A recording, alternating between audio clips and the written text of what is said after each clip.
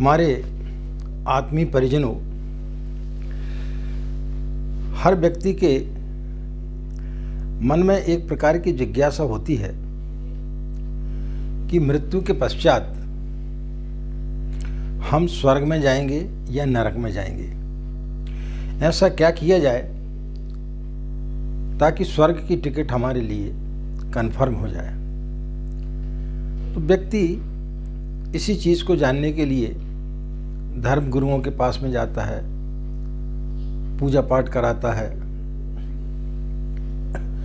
कई प्रकार का दान पुण्य करता है और उसे ऐसा लगने लगता है कि हमारा जीवन जो है वो सुरक्षित हो गया है और हम मृत्यु के पश्चात जो है स्वर्ग में जाएंगे। तो मित्रों, आज का जो वीडियो है हम इसी संदर्भ में आपके लिए बताने के लिए जा रहे हैं कि स्वर्ग और नरक में व्यक्ति किस प्रकार से जाता है। क्या वाकई में मृत्यु के पश्चात व्यक्ति स्वर्ग में जाता है या नरक में जाता है? इस सब चीज़ों की जानकारी इस वीडियो के माध्यम से आज हम आपको देने के लिए जा रहे हैं। तो इस वीडियो को यदि आप शुरू से अंत तक सुनेंगे तो निश्चित रूप से आपके लिए समझ में आएगा कि स्वर्ग और नरक होता क्या है। राधे राधे, जय श्री कृष्णा, नमस्कार। मैं आचार्य पंडित गिरीश बारोलिया, गायत्री महामंत्र। ओम भूर्भुवः स्वाहा तत्सवितुर्वरेण्यं भर्गो देवस्य धीमहि धियो यो नः प्रचोदयात्। अखण्डमण्डलाकारं व्याप्तं येन चराचरं तत्पदं दर्शितं येन तस्मै श्रीगुरवे नमः, तस्मै श्रीगुरवे नमः। हमारे आत्मीय परिजनों, जैसा कि हमने आपको पहले बताया कि आज का जो वीडियो है वो हम स्वर्ग और नरक के संबंध में बातचीत करने के लिए जा रहे हैं कि स्वर्ग और नरक होता क्या है। क्या गायत्री की साधना से व्यक्ति इन चीज़ों को प्राप्त कर सकता है कि वह स्वर्ग में जाए? तो इस संदर्भ में हम चर्चा करें उसके पहले कुछ चीज़ें जान लेना जरूरी है। वृक्ष जीवित हैं लेकिन कुछ मात्रा में, पक्षी उससे थोड़ी सी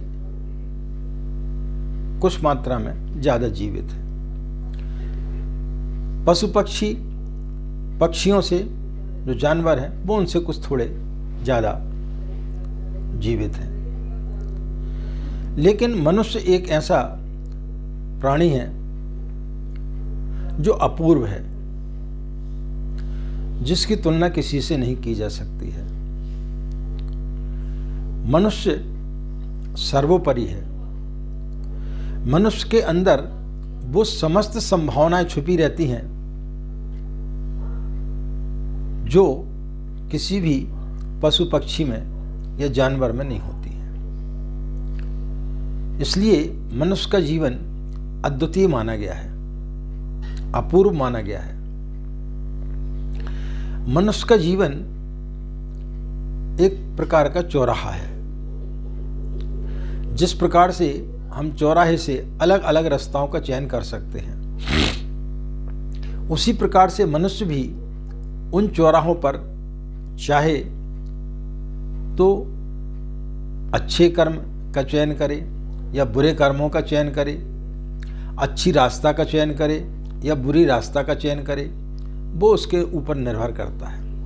उसी के आधार पर स्वर्ग और नरक की परिभाषा निर्मित होती है। मैंने सुना है जापान का एक सम्राट एक जैन फकीर के पास में, जैन साधु उसके पास में मिलने के लिए गया।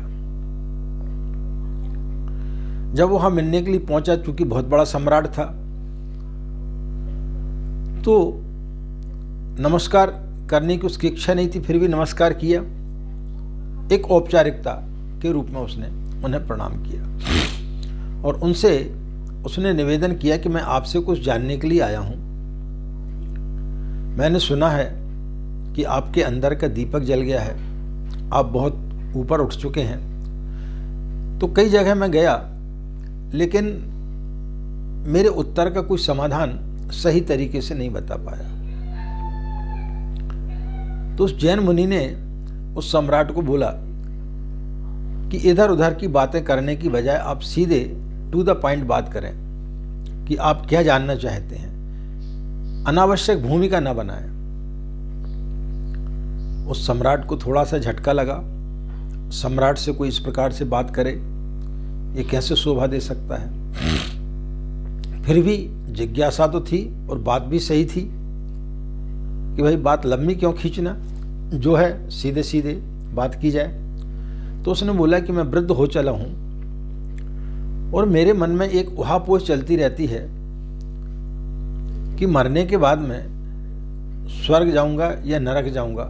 तो स्वर्ग और नरक किस प्रकार से जाते हैं, कौन से व्यक्ति जाते हैं, उसके लिए क्या करना पड़ता है। तो जैसे उसने ये बात बोली तो वो जैन साधु जो है अपने शिष्यों से बोला कि देखा कितना बेवकूफ है। सभी लोग हंसने लगे। सम्राट को बड़ा क्रोध आया कि ये किस तरीके से मुझसे बात कर रहा है, किस प्रकार से प्रश्न का उत्तर दे रहा है। तो उसने सम्राट से बोला, तुम निहायत ही किस्म के बुद्धू हो, तुम गधे हो। आज तक सम्राट से किसी ने इस प्रकार से भाषा में बात नहीं की थी। वो बोलते गया। उसने बोला कि तुमने कभी अपना चेहरा देखा है आईने में? तुम्हारा जैसा व्यक्ति और स्वर्ग जा सकता है? अब तो उस सम्राट के गुस्से का ठिकाना ना रहा। उसने तुरंत म्यान से अपनी तलवार निकाली और एक क्षण में ही वो उस संत का सिर कलम करने ही जाने वाला था कि वो संत मुस्कुराया और बोला, ये देखो खुला नरक का द्वार। राजा बुद्धिमान था, उसे बात समझ में आ गई। क्योंकि जो बुद्धिमान होते हैं वो एक शब्द को ही पकड़ करके अपनी जिंदगी को बदल लेते हैं। उसको बात समझ में आई। उसने तुरंत तलवार अपने म्यान में डाली और उस संत के चरणों में अपना सिर नवाया। फिर उस समय न कोई औपचारिकता थी, न कोई दरबारी था, न किसी प्रकार का कोई अहंकार था। सब समाप्त हो चुका था। न उसका अहंकार रहा, न उसके अंदर कोई सम्राट का रुतबा रहा।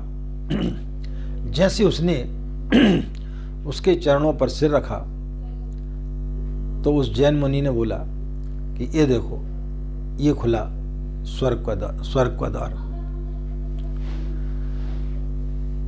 तो उस मुनि ने उस राजा से बोला कि स्वर्ग और नरक कोई मरने के बाद नहीं मिलता है। स्वर्ग और नरक यहीं पर है।